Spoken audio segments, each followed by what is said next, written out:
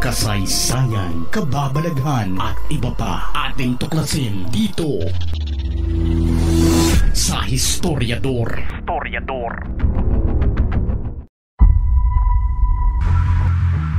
Matapos ang ginawang raid ng mga otoridad sa Pogo Hub sa Bamban, Tarlac, ay dito na nadiskubre at naging makontrobersyal ang buhay ni Mayor Alice Go. Basta marami akong sikreto. Naging maaksyon at madrama ito.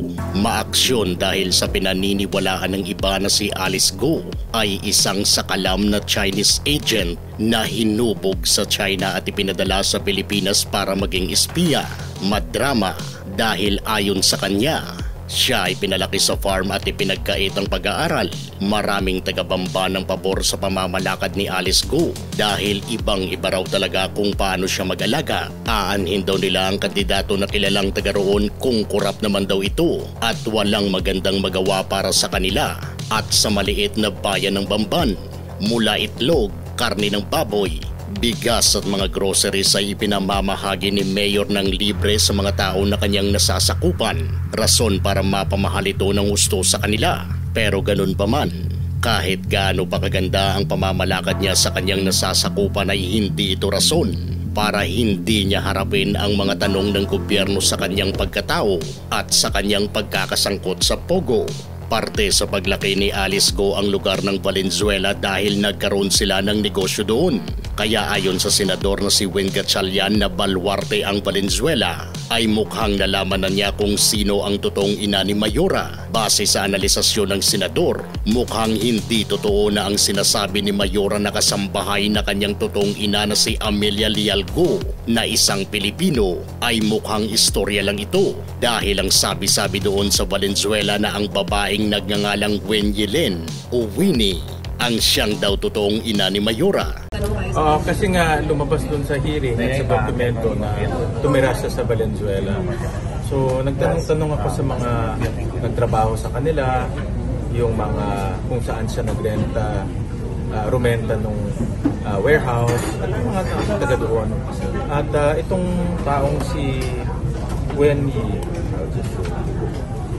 parang pinapakilalang nanay niya doon sa mga taga doon sa Valenzuela. So, ako, ang personal assessment ko, this might be the biological mother ni Alice Go. So, based on my tanong-tanong ko, tsaka yung mga family business niya, itong si Wenyi, nandoon lahat eh. Consistent nandoon si Wenyi. At yung tinignan namin yung travel records, yung tatay niya, si Guo Zhong at si Wenyi traveled 170 times in a span of 6 years. So, madalas silang bumabiyahe as a couple. So, gulong-gulo ang mga sumusubaybay sa kaso ni Alice Go dahil sa masyado itong misteryoso. Isa sa pinaka-epektibong gawin para masagot kung totoo bang ina ni Alice Go o hindi si Wen Yilin ay dapat na dumaan ito sa isang DNA testing. Marami ang pabor dito dahil para sa kanila sa ganitong paraan ay talagang magkakaalaman na. Kasi maraming kasinungalingan nangyayari. Ayaw niya aminin. Kaya posible na baka may link siya sa China or sa iba pang bansa. Hindi natin malaman. Kailangan mo ba ng isang lugar na mapagtaguan ng iyong pera, alahas, dokumento at kung ano-ano pang mga importanteng bagay? Kailangan safe ito, hindi mananakaw, hindi mababasa at hindi masusunog. Kaibigan, kailangan mo ng ganito, isang steel safe box.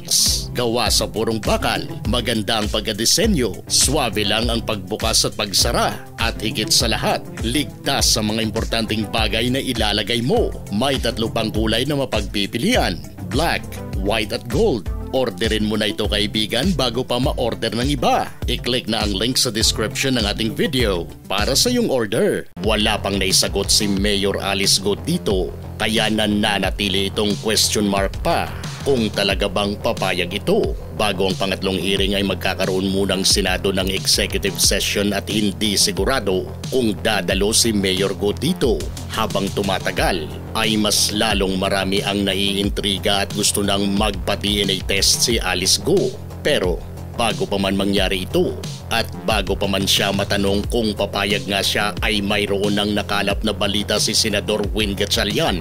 Ayon sa kanya, sa ngayon ay hindi na raw posible ito dahil si Wen Yelin na Chinese at pinagdududahang totoong ina ni Mayor Alice Go ay sumibat na pala palabas ng Pilipinas kasama ang ama ni Mayora na si Jian Zhonggu. Kumpirmado daw ng Bureau of Immigration na wala na raw dito sa Pilipinas ang dalawa at lumipad na ito sa ibang bansa. Dagdag pa ng senador na dahil raw sa Chinese sila Wen Yelin at Jian Zhonggu ay pwede itong makauwi ng China anumang oras gusto nila at pwede rin itong hindi na bumalik pa ng Pilipinas kung gugustuhin ba nila. Ang tanong, bakit nagkataon talaga nang umalis sila nang lumabas ang haka-haka na dapat ay ipa-DNA test si Alice Go at itong si Wen Yelin? Pero noon pa man ay sinabi na ni Gatchalian na palagi namang bumibiyahe ang dalawang ito kaya hindi naman katakataka kung bakit sila umalis ng bansa. Ang nakakaduda lang ay kung hindi na sila babalik pa habang mainit pa ang kaso ni Alice Go. Kung may gustong dumiin kay Mayor Alice Go ay mayroon din namang kakampi ito. Ayon sa kanyang dating consultant na nagngangalang Nancy Gamo, si Wen Yelin ay hindi talaga ina ni Alice Go. Siya daw ay kasalukuyang partner lamang ng ama nito kaya palagi nilang kasama ito sa kanilang mga biyahe. Sa mga nakaraang hearing ay sinabi naman talaga ni Alice Leal Go na mayroong bagong partner ang kanyang ama matapos nito makarelasyon ang kanyang ina na si Amelia Leal Go. Ang tanong, si Wen Yelin kaya ang tinutukoy ni Alice Go? Malaking bagay ang mapa-DNA test ng dalawa dahil masasagot nga ang katanungan na kung si Wen Yelin nga ang ina ni Alice Go.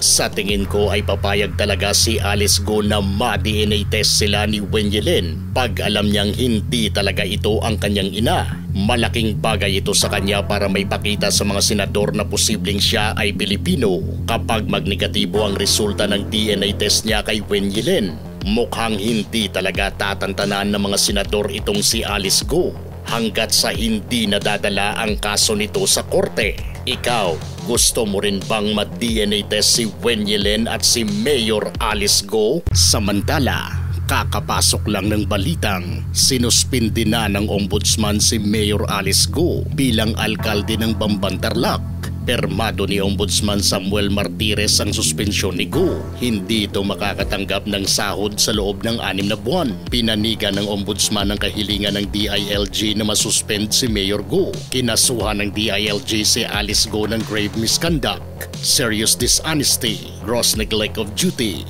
at conduct prejudicial to the best interest of the service. Malaking bagay ito para kay Mayor Go dahil ayon sa kanya, wala daw siyang balak na iwan ang kanyang pagkamayora ng Bamban Tarlac. Ang tanong, ano pa kaya ang mga naghihintay pang mga kaso na kakaharapin ni Mayor Alice Go?